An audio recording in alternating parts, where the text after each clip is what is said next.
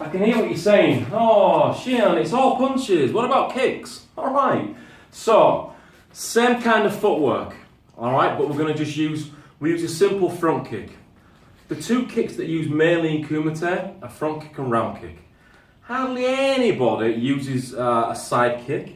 They may use spinning hook kicks, they may use spinning back kicks. But either way, a spinning hook kick is a reverse round kick, and a spinning back kick is a reverse front kick. So they both take the same path. All right. So we'll do the sidewards movement outside the frame of the body and inside the frame of the body. For this, we need to change tact with our arms. So front kick comes in, we'll go inside the frame of the body. Notice I've used get a UK there, just a drop in, a sweeping block. I'm not doing this with the arm. The arm is just meeting the kick because the kick is coming here, so the arm's coming to the side of the kick and then blocking away. But it's blocking away because, not because the arm's blocking, but because the feet are moving. So kick comes in, and then obviously, you know, if you do it from this side, you can see what I've got to, you know, you see what I've got to work with. From this position, one.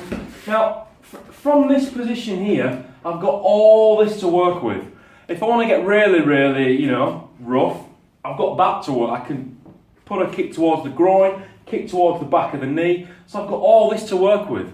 His best shot of doing anything would be a spinning back fist with the other arm, because I'm turning him that way.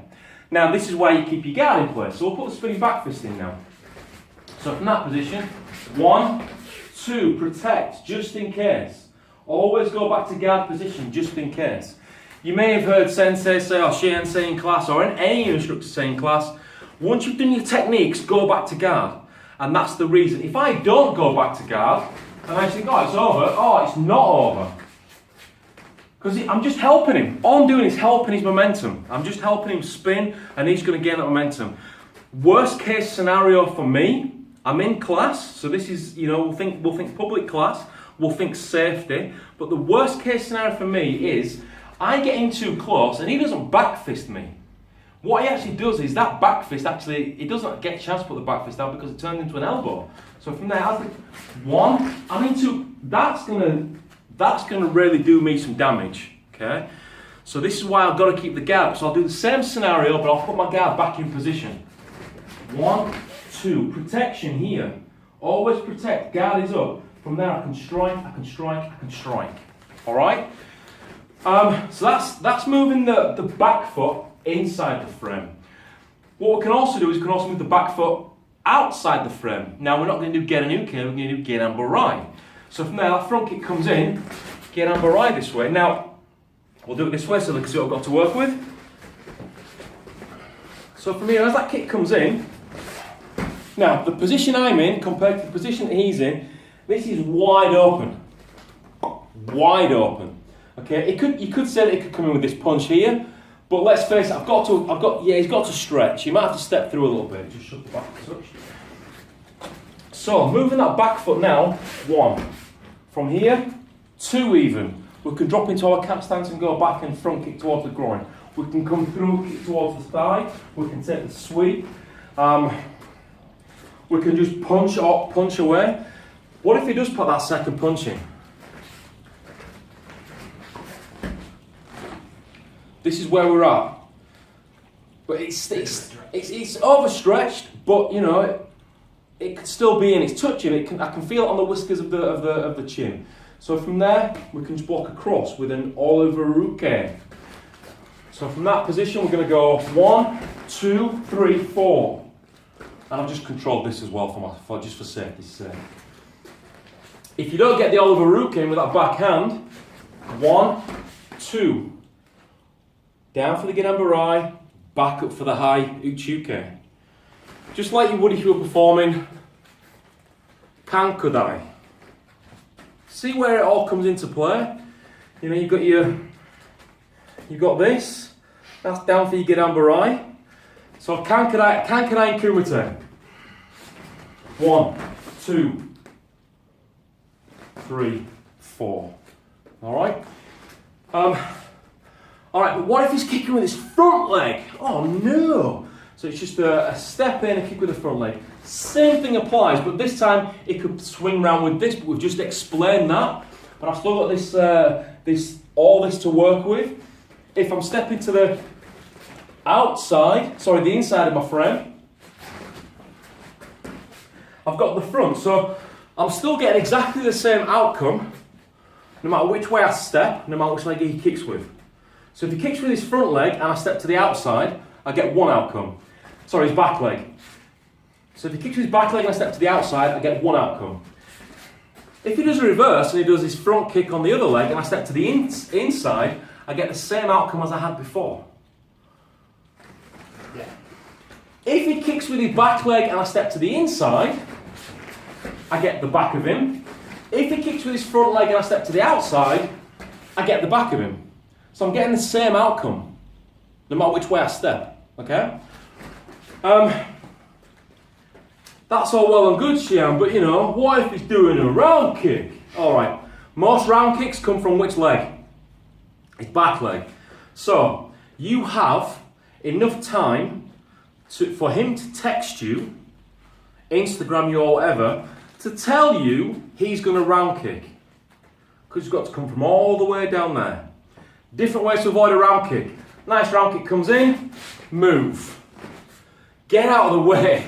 But then once you're out of the way, let's just shuffle this way a touch. That's it. So once you're out of the way, so the round kick comes in, avoid, and then come back. So just a nice solid round kick. Move out of the way, but then we can move back. All he's done is miss. We can help it on its way. Round kick comes in, one. All we did there was, we came back to a hachichi dachi, kind of a haikadachi, just a weak sort of stance, but then blocks down and just help the round kick on its way around. So one more time, help it on its way, and then we move forwards with whatever technique we want. Other ways to avoid a round kick. Round kick comes in, meet it. You can meet it head on. Alright, you might get an elbow in the arm, you might get a knee in the arm, or you might get a knee in the ribs. But is that not better than getting a flat of the foot in your face? I think so. So from there, nice slow round kick comes in, we'll meet it. And as we're meeting it, you can see his reaction there. So just I don't know if you should do this. Okay, nice solid round kick. He's on one leg, we're thinking about moving forwards. Okay? So we just meet it head on. Once he's off balance, so we'll do it where you come off balance now. Once he's off balance, that just is either out of the ring from a tournament perspective, or is helping me gain forward momentum to attack further. What if he kicks with his front leg, Xian? What if he does that leg? Alright, same thing applies. Different ways we can avoid the round kick. So just do the round kick in. Okay, you see where he's aiming? Simple. Now Rich is quite flexible. I won't ask him to do a high kick. Good. Yeah, good, especially on my left leg. But what we will do is we'll meet it head on. So from that position, round kick comes in, we'll meet it. It's in the protected area. There's a lot of protection there. And all we're doing is taking a knee. Whenever you're taking any kind of hit, be prepared. Don't take it with a weak, flabby gut. All right. Even if it's flabby anyway, strengthen it a little bit. Breathe in a little bit. So round kick comes in again. We can meet it this way. So it's now connecting with the arm. Round kick comes in again. We can use our back foot and swing around. Okay. You ready? Yeah. So what happened there was the round kick came in and I just caught it. So nice this way. And as you can see, he goes where he wants to go. So it's just some ideas of using the back. I'm not saying that half of these are effective because they probably aren't. But it's just some ideas of how you can use just this simple stepping mechanism for your Kumite, just to help you. What if he does a hook kick? Which is your best leg? Just right leg. Alright, so what we'll get him to do is we'll get him to do a hook kick with the back leg, and then we'll get him to swap legs. Alright? So just put the hook kick up for me. Bom, bom. All right, wicked. Now that, you didn't see it from my angle, but that actually came past me, which, if I was in the way of that, it's gonna hurt. So whenever you're doing your hook kicks in class, try to control them to stop. But in this scenario, we might not want that to happen. So as he puts his hook kick in, how high can you go? Whoa, all right, okay. We're getting quite close to the chin now, and I'm getting a bit nervous. But all we do with that is we can meet it head on and protect this way. So again, and protect. So all we do is just cover it up. You can change legs. So now you can do the step in and hook kick. So step with the left, hook kick with the right. All right. Same thing applies. I'll change legs as well, just for argument's sake. So he's going to step in, he's going to do his hook kick, meet it. Anytime somebody's on one leg, it's a good idea to meet them. What if they're doing a front kick, Shane? It's it's a really, really powerful front kick.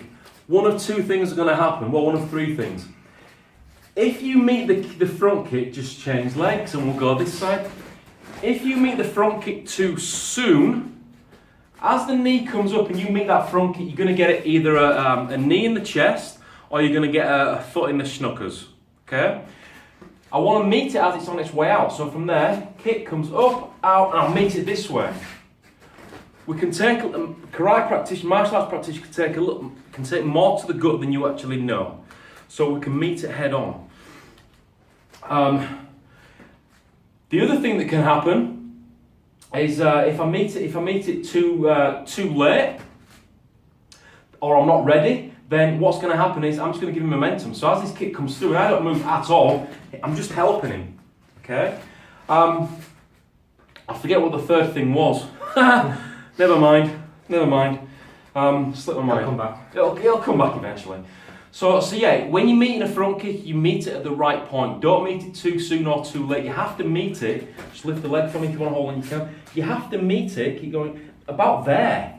If you meet it and as he throws the hip in and pushes through, that's the extent of the kick. So I'm meeting it just before the final impact, just before that final with the hip. Okay, and that, again, that's sort of risky. How else can we avoid this front kick? We can use our front kick. Front kick comes in, we can avoid it this way. We've turned him around with our kicking leg.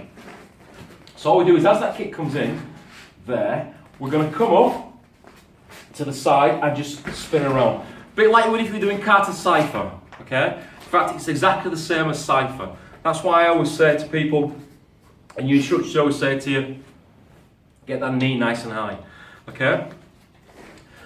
This here, we can also avoid round kicks. So round kick.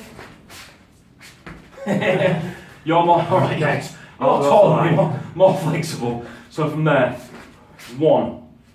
So we can just let it connect with the knee, just lifting that up and block. Okay, and obviously after that we can move forward with something else.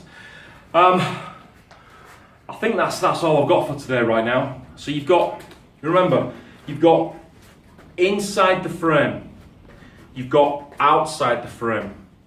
Inside the frame, outside the frame. So whenever you think about your body, in fact I'm going to do this now. Rich, can you stand and look at I'll do it on the video.